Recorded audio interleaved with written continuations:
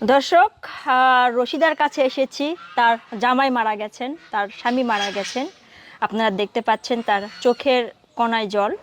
তিনি ইতিমধ্যে কান্না করে ফেলেছেন আমাদের সাথে কথা বলতে এসে। যাই হোক, আমরা রশিদার মুখ থেকে জানতে চাইবো সে কেমন পাত্র চাচ্ছে। রশিদা, কেমন আছো আপু তুমি? আসসালামু আলাইকুম। আমি বেশি একটা ভালো না।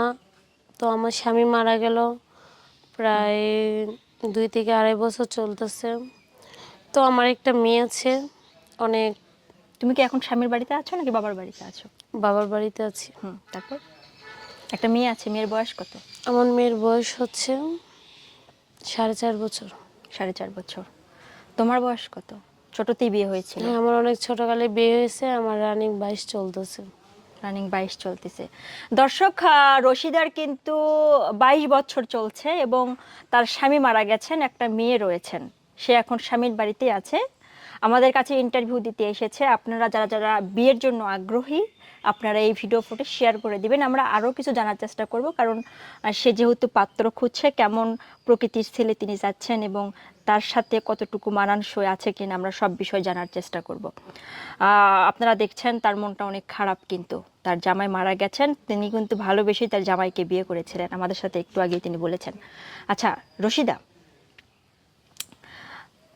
তোমার জামাই কি করতো? ও চাকরি করতো চাকরি ব্যাংকে। এখন তুমি কি করছো, মানে কি করে পরিবারটা তোমার চলছে? আমি এখন বর্তমানে একটা ছোটখাটো চাকরি করতেছি, করে আমার মেয়েকে নিয়ে কোনো রকম দিন পার করতেছি আর কি। তোমার জামাই ব্যাংকে চাকরি করতো। আচ্ছা, তুমি এখন জামাই বাড়িতে আছো, তোমার ফ্যামিলি থেকেই কি তোমাকে বিয়ে দিবে? হ্যাঁ, আমার শ্বশুর বাড়ি থেকেই সবাই বলতেছে যে যেহেতু মেয়েটা ছোট আর অল্প বয়সে জামাই মারা গেছে, একটা বিয়ে শাদির দরকার আছে, কারণ মানুষের নানান ধরনের কথা বলে। রশিদা, একটু একটু কথা আছে, তুমি একটু লাউডলি কথা বলো, কারণ আমার কাছে তো মাইক্রোফোন আছে, বলো। ও আচ্ছা।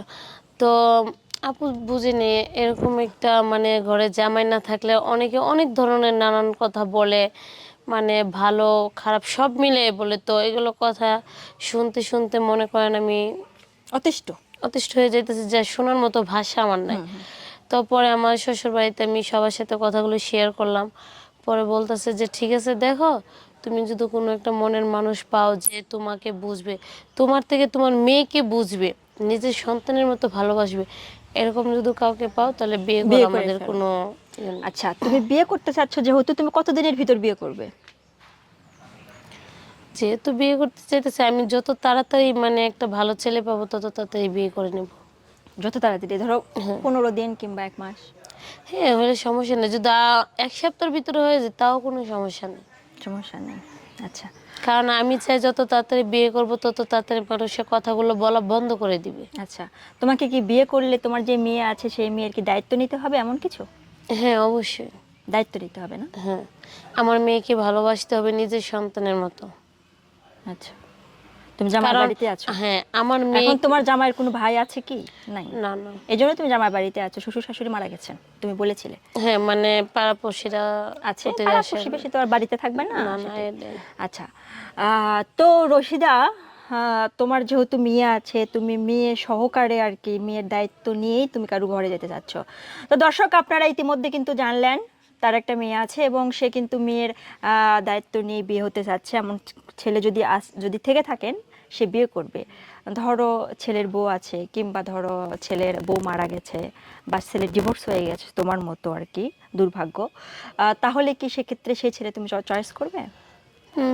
চয়েস করতে বলতে আপু, যদি ছেলের বউ না থাকে, তার যদি আগে সন্তান থাকে, সে যদি আমার তার সন্তানের মতো ভালোবাসে, আমি তার সন্তানকে আমার বাচ্চার মতো সন্তানের মতো আমি মানুষ করব বা দেখাশোনার সব দায়িত্ব নেব। আর যদি বউ থাকে তাহলে আমি এই ঘরে যাব না।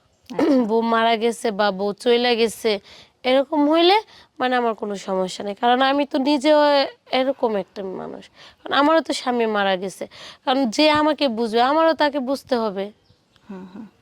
তো দর্শক, আপনারা ভিডিও ফুটেজটি শেয়ার করে দেবেন রশিদার ভালোর জন্য, এবং সে চায় খুব দ্রুত বিয়ে করতে। আপনাদের নিকটস্থ যদি কেউ বিয়ের জন্য থেকে থাকেন এবং রশিদার সই যদি মনে হয় যে মানানসই, তাহলে ভিডিও ফুটেজটা শেয়ার করে দিবেন। আচ্ছা রশিদা, তোমার জন্য আমরা দোয়া করছি।